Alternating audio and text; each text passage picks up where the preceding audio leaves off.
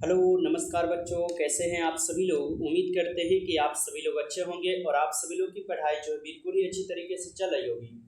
तो प्यारे बच्चों, आज की इस क्लास में हम सभी लोग जो है पढ़ने वाले हैं क्लास 12th जियोग्राफी के 70 मोस्ट इम्पॉर्टेंट ऑब्जेक्टिव क्वेश्चन को, जो कि आपके बोर्ड परीक्षा के लिए प्यारे बच्चों काफ़ी इम्पोर्टेंट है।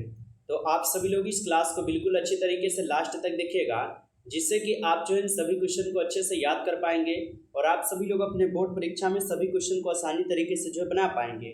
तो चलिए फिर क्लास को स्टार्ट करते हैं प्यारे बच्चों। उनसे पहले यदि आप सभी लोग इस चैनल पर पहली बार जुड़ रहे हैं तो आप सभी लोग इस चैनल को सब्सक्राइब कर लीजिए और सब्सक्राइब करके प्यारे बच्चों ऑल पे दबा लीजिएगा, जिससे कि जब भी क्लास होगा नोटिफिकेशन सबसे पहले उस क्लास का आपके पास पहुंच सकेंगे। तो प्यारे बच्चों, चैनल को भी आप सब लोग सब्सक्राइब जरूर कर लीजिए और सब्सक्राइब करने के बाद आप लोग कमेंट में एक बार जरूर लिखिएगा कि I am new student sir. तो चलिए प्यारे बच्चों, क्लास को स्टार्ट करते हैं। यहाँ पे देखिएगा, पहला नंबर प्रश्न है कि 2011 की जनगणना के अनुसार भारत में साक्षरता दर है। चलिए बताइए बच्चों, 2011 की जनगणना के अनुसार भारत में साक्षरता कितने प्रतिशत हो जाएंगे। तो 2011 की जनगणना के अनुसार भारत में साक्षरता है 74.4% बच्चों। तो ऑप्शन सी हो जो है यहाँ पे बिल्कुल सही जवाब हो जाएंगे, याद रखिएगा। चलिए अगला क्वेश्चन देखिएगा, 2 नंबर क्वेश्चन है, निम्नलिखित राज्यों में से किस एक में जनसंख्या घनत्व जो है ना सर्वाधिक हो जाएंगे बच्चों। तो निम्नलिखित राज्यों में से किस एक में जनसंख्या घनत्व सर्वाधिक हो जाएंगे। तो यह आपके कहाँ पर है बच्चों, तो पश्चिम बंगाल में है। ऑप्शन ए जो है आप लोग का यहाँ पे सही जवाब हो जाएंगे। नेक्स्ट क्वेश्चन देखिएगा आप सभी लोग की हुबली सूती वस्त्र केंद्र है बच्चों। बताइएगा आप सभी लोग कि हुबली सूती वस्त्र केंद्र कहाँ है। तो हुबली सूती वस्त्र केंद्र जो है बच्चों ये कर्नाटक में हो जाएंगे। ऑप्शन ए कीजिएगा आप सभी लोग सही जवाब। नेक्स्ट क्वेश्चन देखिएगा आप सभी लोग की भारत में राज्यों की कुल जनसंख्या कितनी है। तो भारत में राज्यों की कुल संख्या बच्चों कितनी हो जाएंगे। तो भारत में राज्यों की कुल संख्या जो है यहाँ पे 28 हो जाएंगे बच्चों। तो ऑप्शन ए कीजिएगा आप सभी लोग 28 राज्य है।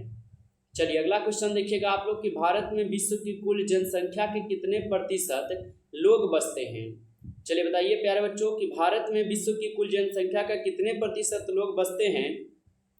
तो यहाँ पे कुल 16% लोग बसते हैं। ऑप्शन बी जो है यहाँ पे बिल्कुल सही जवाब हो जाएंगे। चलिए अगला क्वेश्चन का आंसर लगाइएगा, 2011 की जनगणना के अनुसार किस राज्य का जनसंख्या घनत्व सबसे अधिक है। तो 2011 की जनगणना के अनुसार किस राज्य का जनसंख्या घनत्व सबसे अधिक हो जाएंगे। तो यह आपके बिहार राज्य का हो जाएगा। ऑप्शन सी कीजिएगा आप सभी लोग यहाँ पे सही जवाब बिहार राज्य। चलिए अगला क्वेश्चन देखिएगा आप सभी लोग कि किस राज्य में साक्षरता दर सबसे अधिक है। बताइए कि किस राज्य में साक्षरता दर सबसे अधिक हो जाएंगे। तो सबसे अधिक साक्षरता दर वाला राज्य जो है आपके हो जाएंगे केरल राज्य। ऑप्शन ए कीजिएगा आप सभी लोग यहाँ पे केरल बिल्कुल सही जवाब है। चलिए अगला क्वेश्चन का आंसर लगाइएगा, 2011 की जनगणना के अनुसार भारत के किस राज्यों की जनसंख्या सबसे कम है। तो 2011 की जनगणना के अनुसार भारत के किस राज्य की जनसंख्या जो है ना सबसे कम हो जाएंगे। तो 2011 की जनगणना के अनुसार भारत के किस राज्य की जनसंख्या सबसे कम होगा। तो यह हो जाएंगे सिक्किम का। ऑप्शन डी जो है बच्चों यहाँ पे बिल्कुल सही जवाब हो जाएंगे, आप लोग अच्छे से याद रख लीजिएगा। चलिए अगला क्वेश्चन है कि निम्नलिखित में से कौन सर्वाधिक जनसंख्या वाला मेगा नगर है। तो यहाँ पे सर्वाधिक जनसंख्या वाला मेगा नगर बच्चों कौन हो जाएंगे। तो सर्वाधिक जनसंख्या वाला मेगा नगर हो जाएंगे आपके मुंबई। ऑप्शन ए कीजिएगा मुंबई बिल्कुल सही जवाब है। नेक्स्ट क्वेश्चन देखिएगा आप सभी लोग कि भारत में सर्वाधिक संख्या में शरणार्थी कहाँ से आए हैं। तो भारत में सर्वाधिक संख्या में जो है शरणार्थी कहाँ से आए हुए हैं। तो ये आपके बांग्लादेश से आए हैं। तो ऑप्शन डी जो है यहाँ पर आप लोग का बिल्कुल सही जवाब हो जाएंगे बांग्लादेश। नेक्स्ट क्वेश्चन देखिएगा आप लोग कि निम्नलिखित केंद्र शासित प्रदेशों में से किसकी साक्षरता दर बच्चों उच्चतम हो जाएंगे। बताइए कि निम्नलिखित केंद्र शासित प्रदेशों में से किसकी साक्षरता दर जो है उच्चतम हो जाएंगे। तो साक्षरता दर जो है आपके लक्षद्वीप की उच्चतम हो जाएंगे। ऑप्शन डी कीजिएगा आप लोग यहाँ पे सही जवाब, याद रखिएगा। चलिए अगला क्वेश्चन का आंसर लगाइएगा कि 2011 की जनगणना के अनुसार भारत के किस राज्य में नगरीय जनसंख्या का प्रतिशत जो है सर्वाधिक था। तो 2011 की जनगणना के अनुसार भारत के किस राज्य में नगरीय जनसंख्या का प्रतिशत सर्वाधिक था। तो यह हो जाएंगे बच्चों किसका, गोवा का। ऑप्शन बी कीजिएगा यहाँ पे गोवा राज्य का जनसंख्या घनत्व सर्वाधिक था, याद रखिएगा। चलिए अगला क्वेश्चन है बच्चों आप लोग का कि निम्नलिखित में से कौन मानव विकास सूचकांक से संबंधित है। तो निम्नलिखित में से कौन मानव विकास सूचनांक से संबंधित हो जाएंगे प्यारे बच्चों? तो यह हो जाएंगे डॉक्टर महबूब उल हक। ऑप्शन सी कीजिएगा आप सभी लोग यहाँ पे, डॉक्टर महबूब उल हक हो जाएंगे। नेक्स्ट क्वेश्चन देखिएगा आप सब लोग, किस भाषा परिवार की जनसंख्या सबसे कम है? प्यारे बच्चों ये सभी क्वेश्चन इंपॉर्टेंट क्वेश्चन है, इन क्वेश्चन को अच्छे से आप लोग याद कर लीजिए, जिससे कि आप लोग अपने बोर्ड परीक्षा में सभी क्वेश्चन को बना पाओगे। बताइए किस भाषा परिवार की जनसंख्या सबसे कम हो जाएंगे बच्चों? तो यह हो जाएंगे आपके चिन्नी चितप्ती का। ऑप्शन डी कीजिएगा प्यारे बच्चों, यहाँ पे सही जवाब याद रखिएगा। चलिए अगला क्वेश्चन देखिएगा आप लोग, 2011 की जनगणना के अनुसार भारत की जनसंख्या थी। तो 2011 की जनगणना के अनुसार भारत की जनसंख्या यहाँ पे 121 करोड़ हो जाएंगे। ऑप्शन ए कीजिएगा आप सभी लोग, 121 करोड़। चलिए अगला क्वेश्चन देखिएगा आप सभी लोग की जनसंख्या वितरण को प्रभावित करने वाला सबसे महत्वपूर्ण कारक है। तो जनसंख्या वितरण को प्रभावित करने वाला सबसे महत्वपूर्ण यहाँ पे कारक कौन से हो जाएंगे? तो यह हो जाएंगे प्यारे बच्चों जलवायु। ऑप्शन डी कीजिएगा यहाँ पे, जलवायु बिल्कुल सही जवाब हो जाएंगे।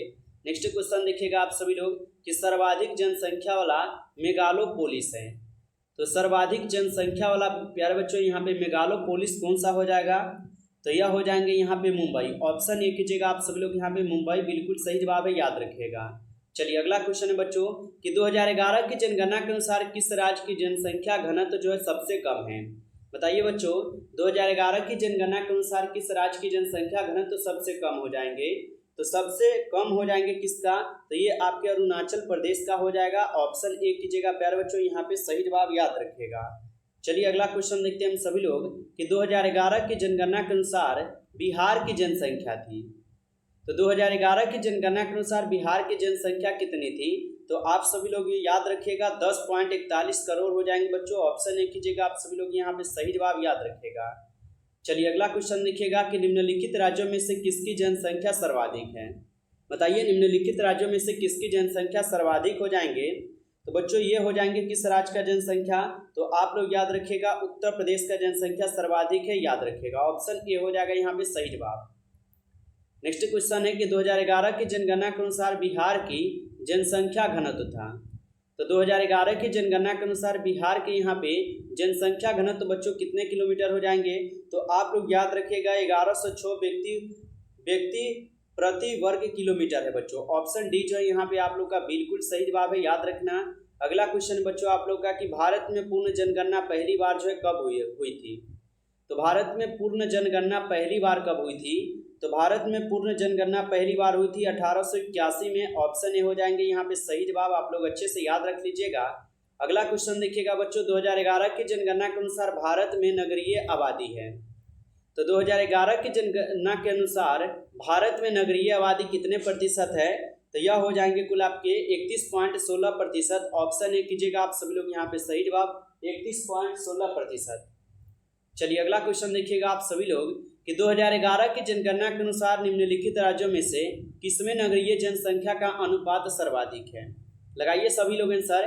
2011 की जनगणना के अनुसार निम्नलिखित राज्यों में से किसमें नगरीय जनसंख्या का अनुपात जो है सर्वाधिक हो जाएंगे?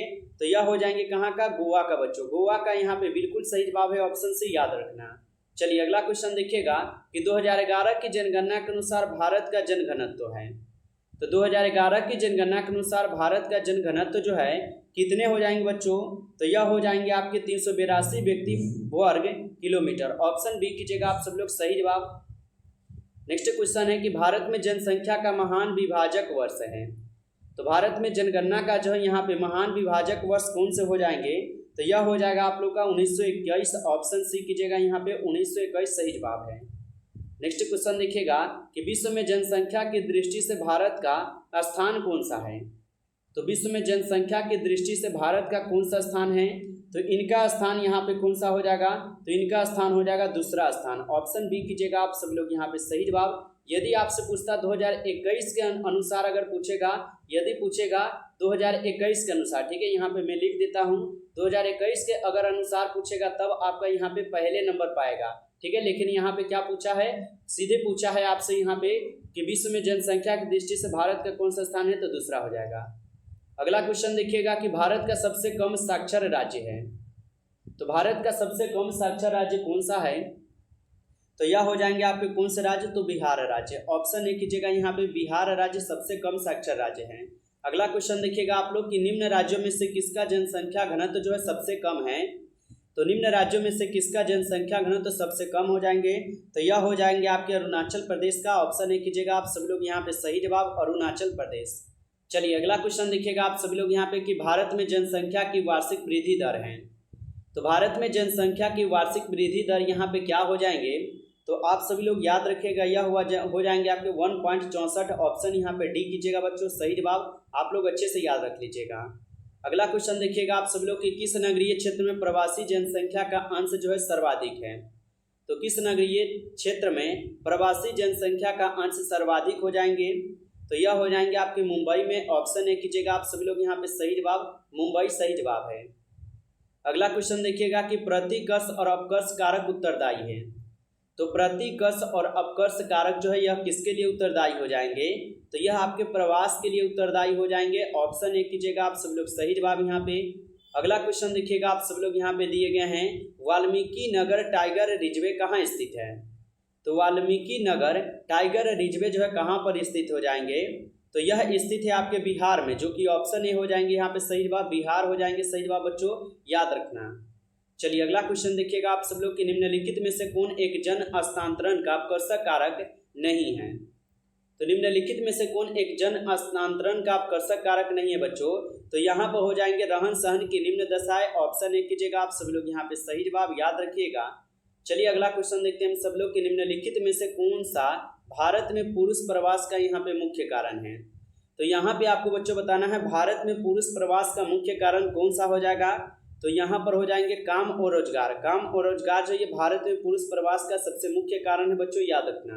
अगला क्वेश्चन देखिएगा, भारत में पुरुष प्रवास का कारण है।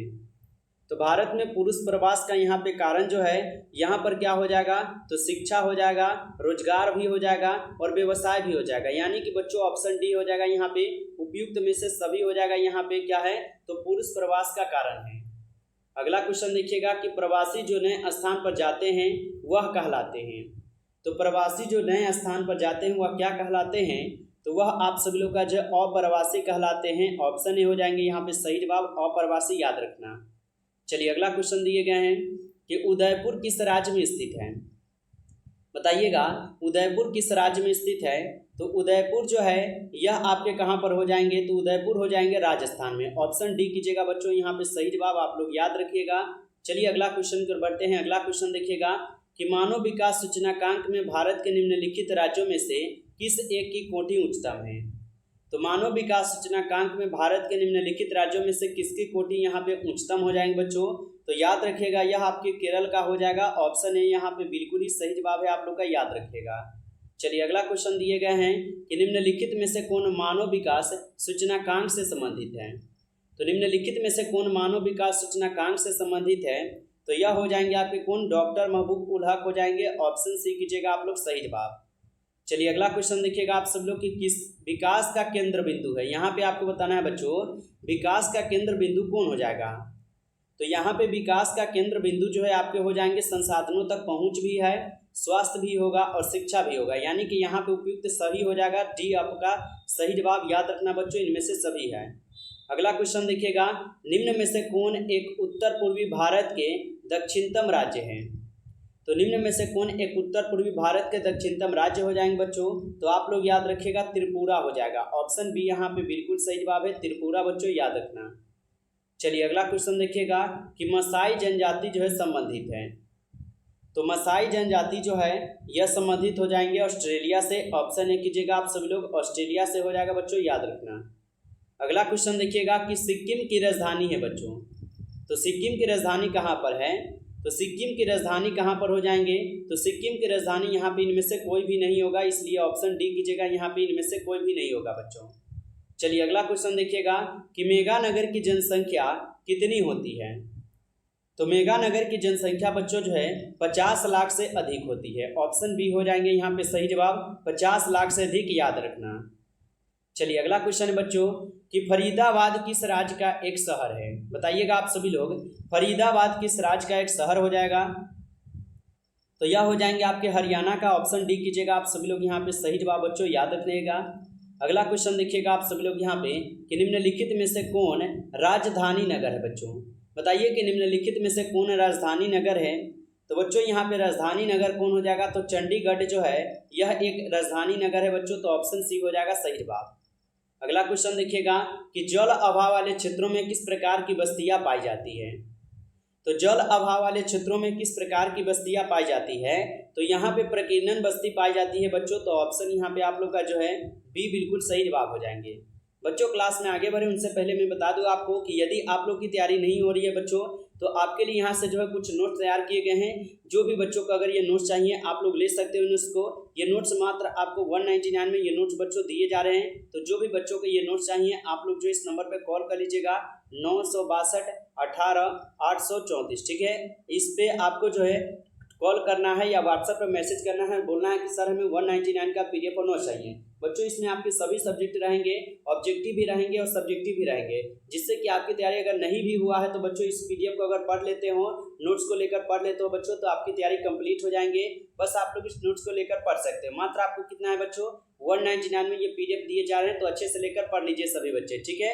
हमें उम्मीद है कि आप सभी लोग देख रहे हैं बच्चों क्लास को, तो जरूर इस पीडीएफ को लेकर पढ़ सकते हो, क्योंकि 199 आप लोग खा पी कर जो है बच्चों बर्बाद भी कर लेते हो, जितना में आप लोग की हम बोर्ड एग्जाम जो है ना यहाँ से क्लियर भी करवा रहे हैं। तो जो भी बच्चों को चाहिए कॉल कर लीजिएगा या व्हाट्सएप पर मैसेज करके ले सकते हो, ठीक है। चलिए क्वेश्चन देखिए बच्चों यहाँ पे कि निम्नलिखित में से कौन राजधानी नगर है। चलिए बताइए, यहाँ पे राजधानी नगर आपको बताना है, तो यहाँ पे राजधानी नगर पटना हो जाएगा, क्योंकि पटना बिहार का ही राजधानी है, तो ऑप्शन ए हो जाएगा यहाँ पे सही जवाब पटना बच्चों, याद रखना, ओके। चलिए आगे बढ़ते हैं बच्चों। यहाँ पे देखिएगा आप सभी लोग, यहाँ पे दिए गए हैं कितना 15 क्वेश्चन। निम्न में से कौन प्राचीन नगर है। बताइए बच्चों, यहाँ पे आपको प्राचीन नगर बताना है, कौन हो जाएगा। तो प्राचीन नगर जो है आपको पता है पटना है। पटना क्या है, तो पटना एक प्राचीन नगर है, और इनका प्राचीन नाम अगर पूछेगा तो पाटलिपुत्र बच्चों, याद रखना, ठीक है। चलिए आगे बढ़ते हैं बच्चों। अगला क्वेश्चन देखिएगा, अंकलेश्वर क्षेत्र है बच्चों। बताइएगा आप सभी लोग कि अंकलेश्वर क्षेत्र कहाँ है। तो अंकलेश्वर क्षेत्र जो है बच्चों ये आपके गुजरात में है, ऑप्शन बी हो जाएगा यहाँ पे सही जवाब, गुजरात में बच्चों, याद रख लेना।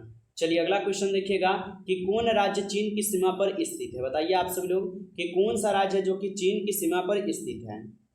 तो चीन की सीमा पर स्थित कौन सा राज्य है बच्चों, तो यह हो जाएंगे आपके अरुणाचल प्रदेश, ऑप्शन डी कीजिएगा आप सब लोग, यहाँ पे सही जवाब अरुणाचल प्रदेश है। चलिए अगला क्वेश्चन बच्चों आप लोग का कि तेलंगाना राज्य की राजधानी है बच्चों। तो तेलंगाना राज्य की राजधानी जो है यहाँ पे क्या होगा, तो तेलंगाना राज्य की राजधानी बच्चों हो जाएंगे हैदराबाद में, ऑप्शन बी कीजिएगा आप सभी लोग, यहाँ पे हैदराबाद में है, याद रखिएगा। चलिए अगला क्वेश्चन देखिएगा आप सभी लोग, रांची किस राज्य की राजधानी है बच्चों। बताइए रांची किस राज्य की राजधानी है। तो रांची जो है आपके झारखंड की राजधानी है, तो ऑप्शन डी हो जाएंगे यहाँ पे सही जवाब, झारखंड की राजधानी है। चलिए अगला क्वेश्चन का आंसर लगा दीजिएगा, भिलाई किस वर्ग का है। चलिए बच्चों बताइएगा भिलाई किस वर्ग का हो जाएगा। तो भिलाई जो बच्चों यह एक औद्योगिक नगर है, तो ऑप्शन ए जो है आप सब लोग का यहाँ पे बिल्कुल सही जवाब हो जाएंगे। चलिए अगला क्वेश्चन कर बढ़ते हैं बच्चों। अगला क्वेश्चन है, धारावी मलिन बस्ती स्थित है। बताइए धारावी मलिन बस्ती जो है बच्चों कहाँ पे स्थित है। तो धारावी मलिन बस्ती जो है बच्चों यह स्थित हो जाएंगे कहाँ पर, तो आप सभी लोग अच्छे से याद रख लीजिएगा, यह आपके मुंबई में है, ऑप्शन बी हो जाएगा यहाँ पे सही जवाब, मुंबई में है बच्चों, याद रख लीजिएगा। चलिए अगला क्वेश्चन देखिएगा बच्चों कि बुंदेलखंड प्रदेश में किस प्रकार की बस्तियां जो है पाई जाती है। तो बुंदेलखंड प्रदेश में किस प्रकार की बस्तियां पाई जाती है, तो यहाँ पर बच्चों पाए जाते हैं गुच्छित बस्तियां, ऑप्शन बी जो है यहाँ पे बिल्कुल ही सही जवाब है, आप लोग अच्छे से याद रख लीजिएगा। चलिए अगला क्वेश्चन देखिएगा, निम्न में उत्तर भारत में अवस्थित नगर है। निम्न में से यहाँ पे आपको उत्तर भारत में अवस्थित नगर बताना है, कौन हो जाएगा। तो यहाँ पे वह नगर आगरा नगर हो जाएगा, जो कि उत्तर भारत में अवस्थित नगर है बच्चों, याद रखना।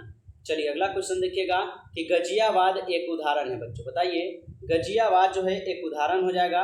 तो गाजियाबाद जो है एक उदाहरण हो जाएंगे सैटेलाइट नगर का, ठीक है, सैटेलाइट नगर का है बच्चों, ऑप्शन यहाँ पे बी जो है बिल्कुल सही जवाब हो जाएंगे। चलिए अगला क्वेश्चन देखिएगा, निम्न नगरों में कौन गुजरात में अवस्थित नहीं है।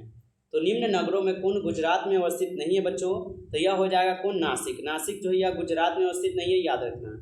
चलिए अगला क्वेश्चन है आप लोग का, मेरठ महानगरीय शहर किस राज्य में अवस्थित है। तो मेरठ महानगरीय शहर किस राज्य में अवस्थित हो जाएंगे, तो यह हो जाएंगे आपके कहाँ पे, उत्तर प्रदेश में, ऑप्शन डी कीजिएगा आप सभी लोग, यहाँ पे सही जवाब उत्तर प्रदेश में है, याद रखना। चलिए अगला क्वेश्चन देखिएगा आप सभी लोग कि भरमौर जनजाति क्षेत्र संबंधित है। बताइएगा आप सभी लोग कि भरमौर जनजाति क्षेत्र संबंधित हो जाएंगे। तो भरमौर जनजाति क्षेत्र जो है आपके गद्दी से संबंधित है, तो ऑप्शन ए हो जाएगा यहाँ पे सही जवाब। बच्चों याद रखिएगा आप सभी लोग। चलिए अगला क्वेश्चन देखिएगा आप सभी लोग कि सिक्किम की राजधानी है, बताइए सिक्किम की राजधानी कहाँ है। तो सिक्किम की राजधानी हो जाएंगे यहाँ पे कहाँ पे, तो इनमें से कोई भी नहीं है, ऑप्शन डी कीजिएगा, यहाँ पे भी नहीं है कोई। चलिए अगला क्वेश्चन देखिएगा आप लोग कि मसाई जनजाति बच्चों संबंधित है। तो मसाई जनजाति किससे संबंधित है, तो मसाई जनजाति किससे है, तो बच्चों मसाई जनजाति हो जाएंगे यहाँ पे इनमें से कोई से नहीं, यहाँ पे भी ऑप्शन डी होगा, याद रखना। चलिए अगला क्वेश्चन देखते हैं, निम्न में से किसमें टैनिन पाई जाती है। बच्चों टैनिन पूछा है, तो टैनिन किस में पाई जाती है, तो टैनिन बच्चों चाय में पाई जाती है। ऑप्शन ए जो है यहाँ पे बिल्कुल सही जवाब है, चाय में टैनिन पाई जाती है। अगला क्वेश्चन देखिएगा कि कपास उत्पादक में अग्रणी राज्य है। तो कपास उत्पादक में अग्रणी राज्य यहाँ पे कौन सा है, तो यह हो जाएगा गुजरात राज्य। गुजरात राज्य है यह कपास उत्पादक में अग्रणी राज्य है, बच्चों याद रखना। चलिए अगला क्वेश्चन देखिएगा आप लोग कि कौन सा चर भारत में सबसे अधिक है। तो कौन सा चर भारत में सबसे अधिक हो जाएंगे, तो पशुए जो है भारत में सबसे अधिक है, बच्चों याद रखना आप सभी लोग पशुए हो जाएंगे। अगला क्वेश्चन देखिएगा आप लोग कि निम्न में से कौन सा राज्य पशुपालन में महत्वपूर्ण नहीं है। तो निम्न में से कौन सा राज्य पशुपालन में महत्वपूर्ण नहीं है बच्चों, तो यह हो जाएगा केरल राज्य। ऑप्शन बी कीजिएगा आप सभी लोग यहाँ पे, केरल राज्य हो जाएगा। अगला क्वेश्चन देखिएगा बच्चों आप सभी लोग यहाँ पे कि कौन गतिविधि ग्रामीण भारत में महत्वपूर्ण भूमिका निभाती है। बताइए कि कौन गतिविधि ग्रामीण भारत में महत्वपूर्ण भूमिका निभाती है, तो यह हो जाएगा पशुपालन। ऑप्शन डी कीजिएगा आप सभी लोग, पशुपालन। अगला क्वेश्चन है कि गेहूं की खेती के आदर्श तापमान कितना होना चाहिए।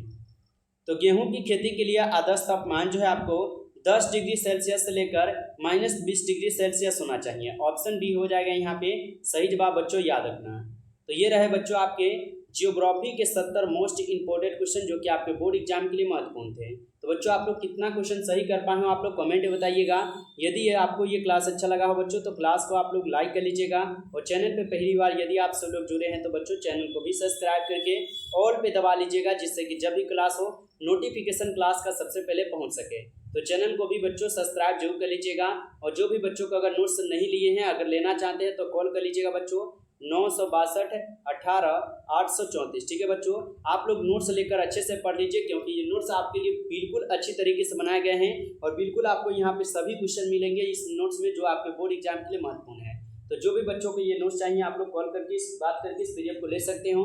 चलिए बच्चों मिलते हैं आपसे फिर नेक्स्ट क्लास में, तब तक के लिए सभी प्यारे बच्चों को बेस्ट ऑफ लक, अच्छी तरीके से पढ़ते रहिए।